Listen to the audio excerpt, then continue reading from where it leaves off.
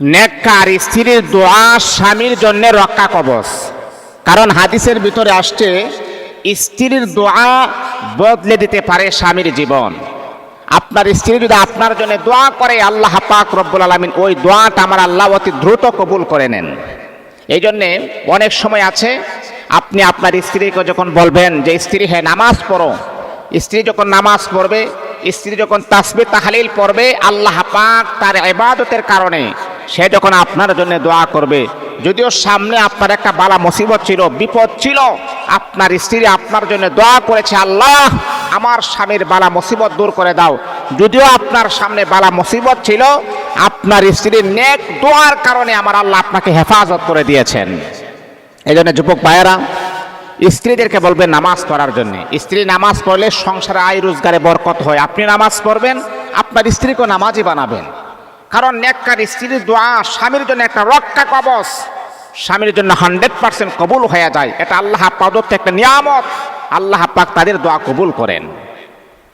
আপনার স্ত্রী যদি আপনার জন্য দোয়া করে, চোখের পানি ছেলে যদি আপনার জন্য দোয়া করে, আল্লাহ আমার স্বামীকে তুমি মাফ করে দাও, হে আল্লাহ আমার স্বামী চোখের পানি ছেড়ে দিয়ে কান্না করতেছে, আর আল্লাহ পাক তো বান্দার সব কিছু সহ্য করতে পারে, কিন্তু চোখের পানি কখনো সহ্য করতে পারে না।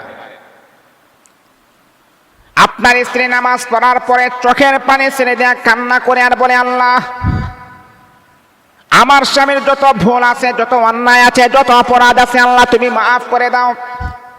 আল্লাহ পাক রব্বুল আলামিন তখন ফেরেশতাকে জানায় দোয়া, ফেরেশতারা শোনো শোনো, ওই নারীটা তার স্বামীর জন্য দোয়া করতেছে, ফেরেশতারা আমি আল্লাহ পাক রব্বুল আলামিন তার স্বামীর জানা অজানা জীবনের সমস্ত গুনাহকে আমি আল্লাহ এই মুহূর্তে ক্ষমার ঘোষণা করে দিলাম। আপনার স্ত্রী যদি আপনার জন্য দোয়া করে, সেই দোয়াটা কবুল হয়ে যায়। তারপরে হচ্ছে, ওই স্ত্রী যদি গভীর রাতে সবাই ঘুমিয়ে আছে, নিঃশব্দ সবাই ঘুমিয়ে আছে, পশু পাখি সবাই ঘুমে বিভোর হয়ে আছে, তাহাজ্জুদের নামাজের মুসল্লায় পড়ে সেজদায় পড়ে যখন আপনার জন্য দোয়া করবে, আল্লাহ আমার স্বামীটা বেকার, আল্লাহ আমার স্বামীটা বেকার, তাকে একটা কাজের ব্যবস্থা করে দাও, দেখবেন আপনার স্ত্রীর দোয়া আল্লাহ পাক কোথায় থেকে আপনার একটা কাজের ফায়সালা হয়ে যাবে, তা কখনো আপনি ধারণা করতে পারবেন না, কল্পনা করতে পারবেন না। আর ওই স্ত্রী যদি আপনার জন্য জান্নাত চায়, রব্বুল আলামিন আল্লাহ তুমি আমার স্বামীকে জান্নাত দান করো, এই দোয়া আল্লাহ পাক রব্বুল আলামিন কবুল করবেন। কারণ স্ত্রীর দোয়া আল্লাহ পাক রব্বুল আলামিন কবুল করেন, স্বামীর দোয়া স্ত্রীর জন্য কবুল, স্ত্রীর দোয়া স্বামীর জন্য কবুল। এই জন্য বন্ধু আমার, স্ত্রীর কাছ থেকে দোয়া পাওয়া, স্ত্রীর কাছ থেকে মোহাব্বত পাওয়া এটা সাধারণ কোনো বিষয় নয়। আপনি কেমন স্বামী, আপনার স্ত্রীকে আপনি কীভাবে কেয়ার করেন, মোহাব্বত করেন, যার কারণে আপনার স্ত্রী মন থেকে আপনার জন্য আল্লাহ পাকের কাছে দোয়া করি। ওই পুরুষ হচ্ছে সবচাইতে শ্রেষ্ঠ এবং দামি, যেই পুরুষ তার স্ত্রীর কাছে শ্রেষ্ঠ। আল্লাহু আকবার, আল্লাহু আকবার। সম্মানিত হাজিরিন, স্ত্রী যদি আল্লাহর কাছে বলে, আল্লাহ আমার স্বামীকে মাফ করে দেন, আল্লাহ পাক মাফ করে দেন। সুবহানাল্লাহি ওয়া বিহামদিহি, সুবহানাল্লাহিল আযীম। এই জন্যে স্ত্রীর কাছে ভালো হওয়াটা অনেক মুশকিল। কারণ আপনি কেমন মানুষ, আপনি কি ধরনের, পৃথিবীর কেউ না জানলেও আপনার স্ত্রী কিন্তু ভালো করে জানে।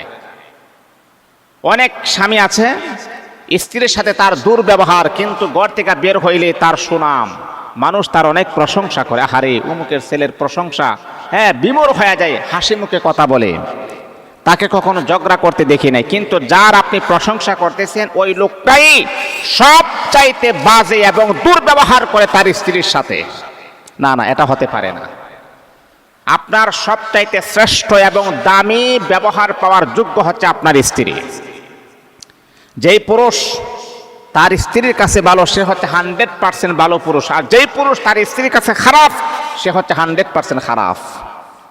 সম্মানিত হাজিরিন, এই জন্যে স্ত্রীর মন জয় করাটা অনেক কঠিন। তাকে ভালোবাসা দিবেন, মোহাব্বত করবেন, তার প্রশংসা করবেন, কখনো কষ্ট দিয়ে তাকে কখনো কথা বলবেন না। এই কথাগুলো যদি আপনারা মানতে পারেন, দেখবেন আপনার স্ত্রী আপনার প্রতি যথেষ্ট পরিমাণের খুশি হবে, আপনার স্ত্রী আপনাকে কেয়ার করবে, মোহাব্বত করবে, ভালোবাসবে। এমনকি আপনি বিপদের সম্মুখীন হয়ে গেলে নামাজের মুসল্লায়